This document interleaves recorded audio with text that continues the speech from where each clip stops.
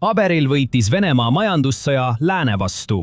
Pärast 4 aastat kõige agressiivsemaid sanktsioone, mis kunagi on suunatud suure majanduse vastu, seisab Moskva endiselt püsti ning majandus kasvab tehniliselt. Ruubla langes tugevalt, kuid taastus sõjaeelsetele tasemetele lähedale ja Vladimir Putin kordab maailmale, et aeg töötab Venemaa kasuks. Aga siin on see, mida paber ei näita. 2026 aasta alguseks olid Venemaa mustade päevade fondi, rahvusliku heaolufondi likviidsed reservid, mis olid loodud just selliste šokkide leevendamiseks, dollarites enam kui poole võrra vähenenud.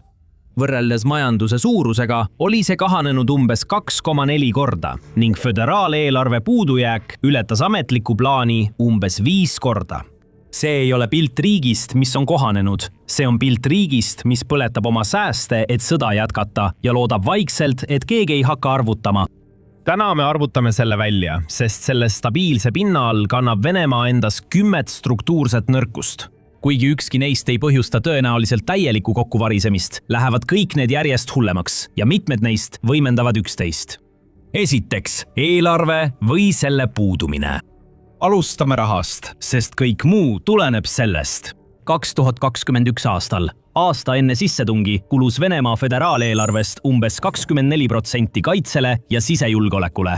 2025 aastaks oli see näitaja tõusnud umbes 40%-ni.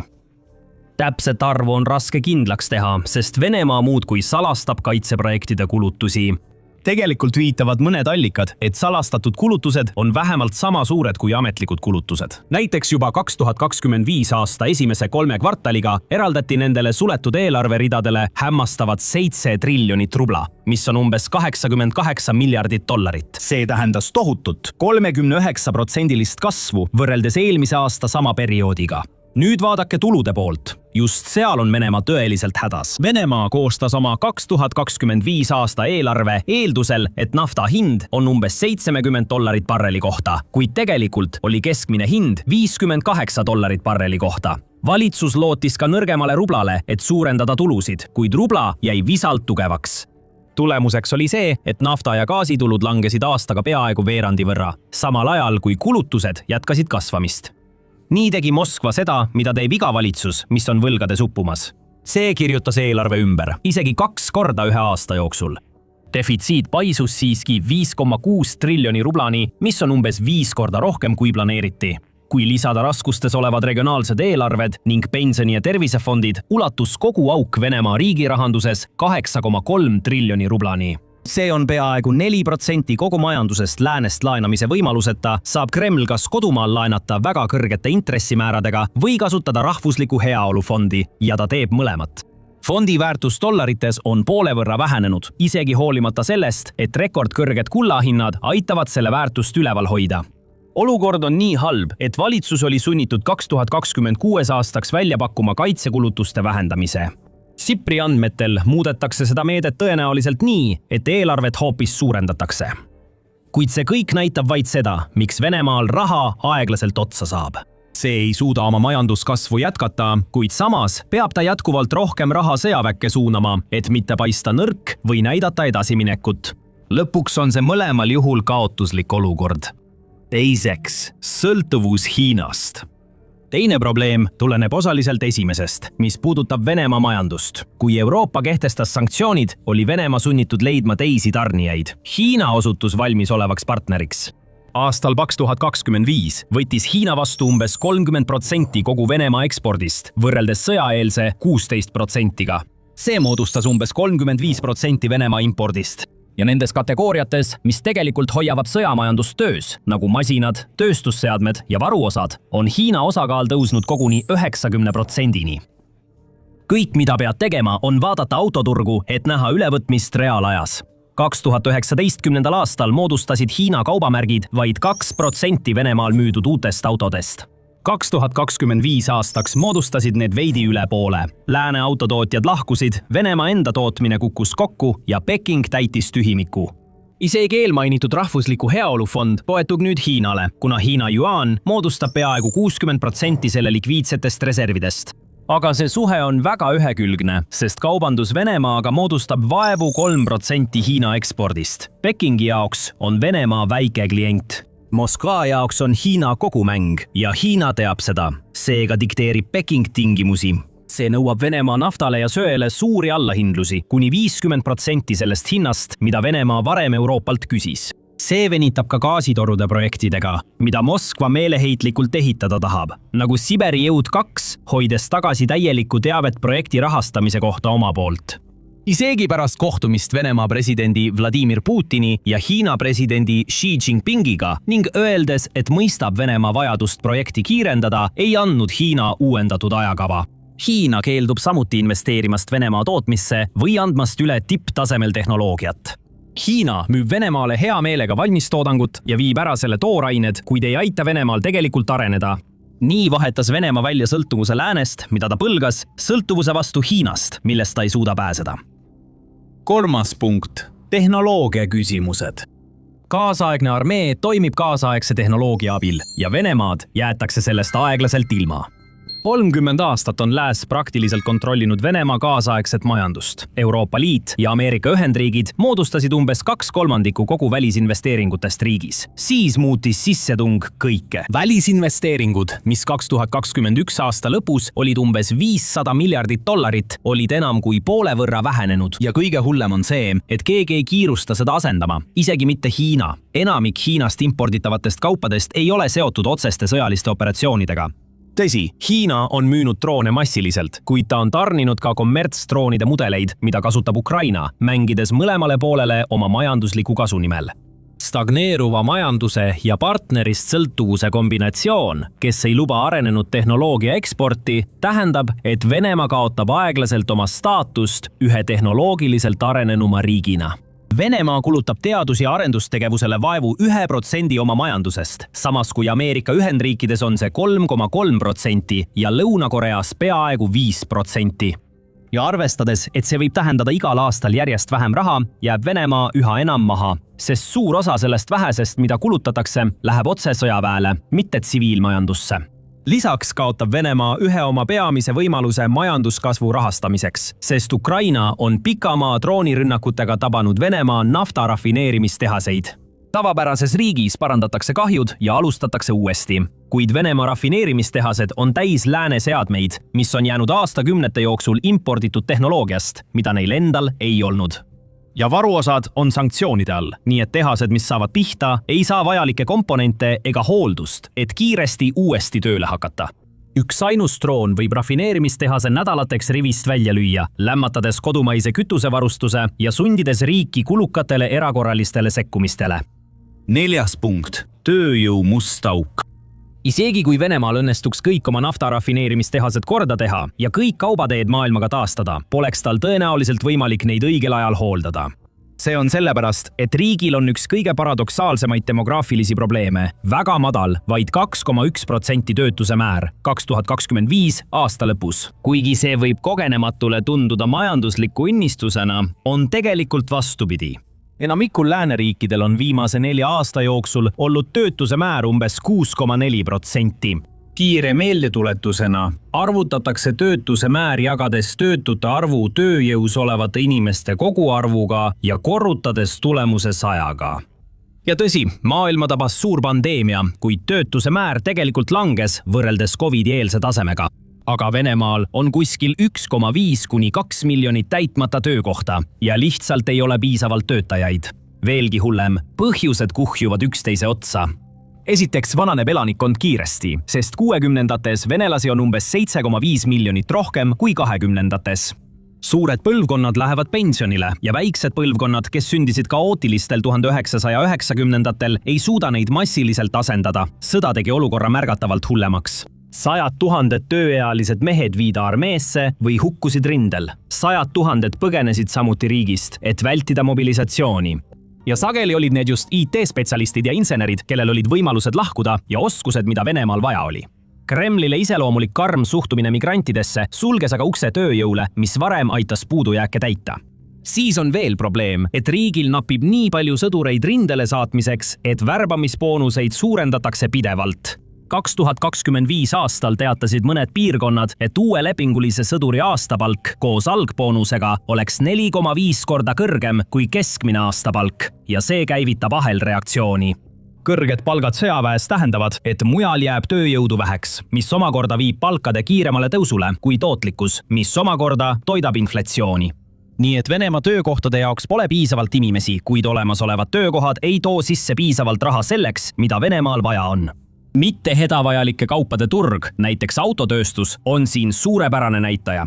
2025 aasta teisel poolel olid Venemaa autotootjad Avtovaz, Gazaz ja Gaz nii tugeva surve all, kuna veokite müük langes poole võrra, et nad pidid üle minema 4-päevasele töönädalale. See tähendab vaid seda, et töötajad teenivad vähem raha ja tsükkel jätkub. 5. punkt. Demograafiline surmaspiraal. See tööjõupuudus on otseselt seotud selle raporti kõige süngeima numbriga.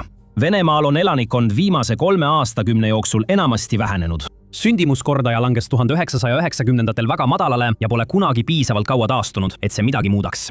See langes ajalooliselt madalale 1,16 no 1999. Aastal tõusis niinimetatud kõrgeima tasemeni 1,78 nii 2015 aastal ja langes siis taas 1,4 nii 2023 aastal. Immigratsioon aitas varem seda lõhet ületada, kuid isegi see lakkas toimimast, kui netomigratsioon muutus 2022 aastal negatiivseks. Riik lihtsalt kahaneb, sest sündimus on madal ja rohkem inimesi lahkub riigist, kui tuleb juurde. Siis tuli sõda. Sõltumatud hinnangud, mis põhinevad avalikel andmetel, panevad rindel hukkunud Vene sõdurite arvu vähemalt 220 000 2026 aasta maiks. Viimati avaldas Venemaa kaitseministeerium hukkunute arvu 2022 aasta septembris, kui väideti, et on hukkunud vähem kui 6000 inimest. Lõhe propaganda ja kalmistute vahel on tohutu ning Kreml hoiab tegelikke andmeid salajas, nii et sa ei näe seda. Mis on siis Kremli vastus? Mitte selline poliitika, mis tegelikult võiks toimida. Selle asemel pakutakse rahalisi stiimuleid rasedatele koolitüdrukutele, kehtestatakse uusi piiranguid abortidele ja survestatakse neid samu migrante, kelleta majandus hakkama ei saa. See ongi see spiraal. Sõda tapab tööealisi mehi. Vähem mehi tähendab vähem töötajaid ja vähem isasid. Vähem isasid tähendab vähem lapsi. Vähem lapsi tähendab, et ühe põlvkonna pärast on tööjõud veelgi väiksem. Sõda Venemaalt sisuliselt tulevikku. Sõda pole samuti kaugeltki läbi ja see hakkab järjest enam mõjutama venelasi suurtes linnades, mis viib meid otse järgmise punktini. Aga enne kui me seda teeme, veendu, et oled tellinud The Military Show kanali, et saada iga päev veel selliseid analüüse. Me jälgime kõike, mis toimub ülemaailmses geopoliitikas, et sina oleksid alati kursis. Number 6. Vägivallatsevad veteranid, kes tulid koju. Mõned sõdurid tulevad siiski koju ja üha rohkemate Vene kogukondade jaoks on see omaette katastroof. Venemaa täitis oma ridu osaliselt sellega, et värbas otse vanglatest süüdi mõistetud kurjategijaid, lubades neile armuandmist. See viskas traumeeritud ja sageli julmalt koheldud mehed lihaveskisse ning saatis ellu jäänud tagasi tsiviilellu ilma tegeliku toe ja rehabilitatsioonita, taskus vaid armuandmine. Tulemus on täpselt see, mida võiksid oodata. Sõltumatu väljaande Virskaja andmetel olid Ukrainast naasnud veteranid 2025 aasta lõpuks tapnud või raskelt vigastanud kodumaal üle 1000 inimese. Neist vähemalt 551 tapetud. Ja need on ainult dokumenteeritud juhtumid. Kuritegude statistika kinnitab seda. 2024 aastal registreeriti Venemaal viimase 14 aasta suurim raskete kuritegude arv ning see trend jätkus ka 2025 aastal. Vägivalla kolded asuvad samuti seal, kus võiks arvata, Ukraina piirialadel ning üha enam ka mõnes Venemaa vähemusrahvuste piirkonnas. See on Kremlile mürgiks viisil, millega sanktsioonid kunagi hakkama ei saa. Vene armee on alati olnud rahvusliku uhkuse allikas. Nüüd näevad tavalised venelased, kuidas armu saanud tapjad kõnnivad nende tänavatel ning loevad lugusid komandoridest, kes piinavad oma enda mehi ja saadavad haavatuid tagasi surema. Kangelasliku sõduri müüt, mida Venemaa nii meeleheitlikult propageerida püüab, muutub nüüd hirmuks ja riik pole sisuliselt midagi ette võtnud. Pole ühtegi tõsist rehabilitatsiooniprogrammi ega karmimaid karistusi, sest probleemi tunnistamine tähendaks tunnistada, et selle põhjustas sõda ning karmistatud eelarve tähendab, et pole piisavalt raha, et luua ulatuslikke riiklikke vaimse tervise programme. Isegi äsja loodud Isamaa kaitsjate riigifond, mis peaks pakkuma psühholoogilist nõustamist, on väga piiratud ulatusega ega aita neid, kes seda kõige rohkem vajavad. Kuna üha rohkem sõdureid naaseb koju, saab avalikkus järjest enam aru, kui problemaatiliseks on sõda muutunud, mis viib otseselt järgmise probleemini. 7. punkt. Sõjaväsimus murrab läbi. Nüüd on üha rohkem inimesi sõjast väsinud ning pidevast propagandavoost Kremlist ei piisa enam selle rahulolematuse ohjeldamiseks. See on tekitanud Vene avalikus arvamuses omamoodi paradoksi. Inimesed ütlevad küsitlejatele, et nad toetavad sõda, kuid samal ajal tahavad, et see lõpeks. 2026 aasta veebruari seisuga ütlesid sõltumatu Levada keskuse küsitlustes umbes 72% venelastest, et nad toetavad armee tegevust Ukrainas. Ja siiski toetas rahuläbirääkimiste alustamist 67% inimestest, mis oli rekordiline tase, samal ajal kui nende osakaal, kes soovisid lahingute jätkumist, langes vaid 24%-ni. See on madalaim sõja jätkamise toetajate arv alates sissetungi algusest 2022 aasta veebruaris. Mõtle, mida see tähendab. Umbes 2/3 riigist soovib nüüd sõjast väljuda, isegi kui enamik ütleb endiselt, et nad toetavad sõdureid. Põhimõtteliselt on elanikkond lakanud missiooni uskumast, kuid pole leidnud viisi, kuidas seda valjult välja öelda. Läbirääkimiste toetamine on samuti kõige suurem naiste seas, alla 40-aastaste venelaste seas, maapiirkondade elanike seas ja eelkõige nende seas, kes saavad oma uudised sotsiaalmeediast ja YouTube'ist, mitte riigitelevisioonist. Kremli kontrollib endiselt telekanaleid, kuid mitte internetti ja põlvkond, kes on üles kasvanud internetis, on kõige vähem valmis võitlemist jätkama. Siin on üks oluline konks ja see on Kremli viimane pelgupaik. Kui venelased ütlevad, et nad tahavad läbirääkimisi, siis enamasti peavad nad tegelikult silmas Venemaa jaoks soodsat lõppu. Näiteks ütleb üle poole, et kui rahu pole veel võimalik saavutada, peaks Venemaa Ukrainat veelgi tugevamalt ründama. Aga see väsimus tähendab lihtsalt seda, et inimesed arvavad, et Venemaa peaks rünnakuid suurendama ajal, mil tegelikult pole kedagi, kes neid rünnakuid teeks. Mobilisatsioon on 2026 aasta alguses aeglustunud. Lepinguliste värbamiste arv on väidetavalt langenud umbes 20% võrreldes 2025 aastaga, kuna registreerumisi on järjest raskem säilitada. Ja kui elanikkond on nii väsinud ja passiivne, on palju tõenäolisem, et nad hakkavad avalikule mobilisatsioonile vastu, mis oleks ilmselt Venemaa ainus võimalus saada piisavalt tööjõudu, et sõda enda tingimustel lõpetada. 8. punkt. Riik laguneb sõna otseses mõttes koost. Venemaa põhiinfrastruktuur pärineb Nõukogude ajast ning seda pole ajakohastatud. Nii et kui sõda algas ja eelarve läks pingeliseks, püüdis valitsus vööd koomale tõmmata, vähendades niigi juhuslikku hooldust. Talv 2023-2024 tõi kaasa viimase 2 aastakümne suurima riketelaine, kus miljonid inimesed võisid jääda keset talve ilma kütte ja veeta. Ja ainult 2026 aasta jaanuaris registreeriti Venemaal ligi 1800 eraldi elektri-, vee- ja küttekeskkonna katkestust, mis on umbes 2 korda rohkem kui aasta varem samal kuul. Ja siin tuleb veel solvav lisaks kõigele muule. Isegi kui torud lõhkevad, lähevad arved aina kallimaks. Kommunaalteenuste tariifid tõusid 2025 aasta keskpaigas keskmiselt 12%, mõnes piirkonnas isegi üle 20%, tabades kõige valusamalt pensionäre ja maapiirkondade vaesemaid elanikke. Isegi uuem taristu laguneb, seekord Vene propaganda tõttu. Et end droonirünnakute eest kaitsta, on Vene valitsus asunud süstemaatiliselt eemaldama internetiühendust Ukraina lähedastes piirkondades või seal, kus asuvad olulised sõjalised sihtmärgid. Samuti hakati keelustama laialt levinud sotsiaalmeedia rakendus Telegram, asendades selle kodumaise piraatversiooniga Max. Kuid viimasel on avastatud tõsiseid turvaprobleeme, mistõttu valitsus soovitas sõduritel hoopis Telegrami juurde tagasi pöörduda. On arusaadav, miks see on poliitiliselt nii tundlik teema. Venelased võivad taluda sõda, mida peavad tundmatud inimesed vaestest piirkondadest, kuid kui see sõda mõjutab otseselt kaugemate piirkondade soojavarustust või internetiühendust suurtes asulates, on seda järsku palju raskem ignoreerida. Kremli plaan selleks oli moderniseerida välisinvesteeringute abil, mida enam ei tule. Ja Ukraina on hakanud kasutusele võtma rohkem kaugmaarelvi, mis tähendab, et internetikatkestused muutuvad ainult julgemaks, kuna valitsus püüab uudiseid ohjeldada. Aga kogu see pingutus mõjub vaid osaliselt, sest suur osa sellest neelab süsteem endasse. 9. punkt. Korruptsioon õõnestab sõjamasinat. Iga rubla, mille Venemaa selle sõja peale kulutab, läbib ühe maailma korrumpeerunuma süsteemi ja jahmatavalt suur osa sellest ei jõua kunagi rindele. Enne sõda hindasid analüütikud, et kuni 2/3 riigihangete väärtusest võidi kõrvale juhtida. Kogu korruptsiooni kahjum moodustas üle 1/3 eelarvetuludest, umbes 6,2% kogu majandusest. Siis tekitas sõda rohkem kaitselepinguid, kindlustusrajatiste eelarvet ja sõdurite makseid. Kõik see oli varguseks küps. 2024. aasta kevadel alustas Kreml dramaatilist kaitseministeeriumi puhastust, vahistades kõrgeid ametnikke. See algatas kriminaalasjad varastatud raha kohta Kurski, Brjanski ja Belgorodi piiriäärsetes piirkondades, samades piirkondades, mis pidid olema Ukraina vastu kindlustatud. Aga need korruptsioonivastased kampaaniad ei ole mõeldud varastamise peatamiseks. Need on mõeldud lihtsalt selleks, et asendada saaja kellegi paindlikumaga ja praeguse programmiga kooskõlas olevaga, hoides samal ajal kõiki teisi hirmu abil lojaalsena, mis paradoksaalsel kombel muudab süsteemi ebastabiilsemaks, mitte stabiilsemaks.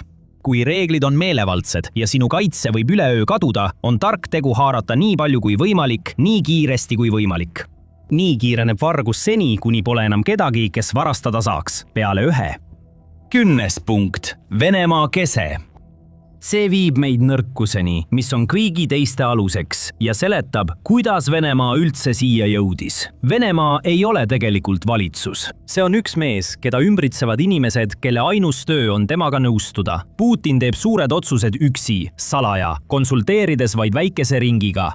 Tegeliku arutelu ei ole, sõltumatut kontrolli pole ning vähe on inimesi, kelle karjäär jääb püsima, kui nad ütlevad talle midagi, mida ta kuulda ei taha. Lojaalus on tähtsam kui pädevus ning sellises süsteemis ütlevad kõik ülemusele seda, mida ta tahab tõeks pidada.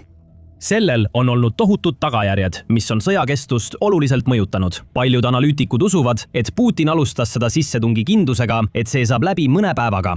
Aastaid oli ta rääkinud, et venelased ja ukrainlased on üks rahvas, et Ukraina asub ajaloolisel Venemaal, et selle valitsus on õõnes lääne marionett, mis kukub kokku kohe, kui Venemaa survestab. Ta uskus, et Venemaa tervitatakse kui vabastajaid. 2021. aasta juulis avaldas ta pika essee, milles eitas Ukraina olemasolu tõelise riigina ning sellest tehti kohustuslik lugemine Vene sõjaväele. Ja kui Vene luureteenistused läksid Ukrainasse praegust olukorda uurima, teadsid nad juba ette, millist vastust ülemus ootab. FSB edastas Kremlile aruandeid, et ukrainlased ei hakka võitlema, Kiiev langeb mõne päevaga ja Vene vägesid võidakse isegi tervitada. Nii alustas Venemaa suurimat sõda Euroopas pärast 1945, aastat tuginedes luureandmetele, mis olid sisuliselt Putini meelitamiseks välja mõeldud. Keegi ruumis ei saanud öelda, härra president, see on vale. Ja see sama süsteem juhib nii riiki kui ka sõjanõukogu. Võib-olla on kõige hullem see, et kõik sõltub isiklikult Putinist, ilma järeltulija või mehhanismita selle jaoks. Mis saab siis, kui teda enam pole? Kui Putiniga midagi juhtub ja arvestades tema kõrget vanust, muutub see üha tõenäolisemaks, võib Venemaa sattuda valitseva eliidi omavahelisse võitlusse, kus valitsuse jäänuseid hakatakse lihtsalt osadeks lahti võtma. Aga võib-olla on suurim probleem see, et kõik need mõjud toidavad üksteist niivõrd, et sõda ise pole enam nii määrava tähtsusega. Kui sõda homme lõppeks, oleks Venemaa ikkagi laastatud. Kui soovid rohkem teada saada, vaata seda videot. Ja kindlasti telli The Military Show kanal, et saada igapäevaseid uudiseid ülemaailmsetest sündmustest.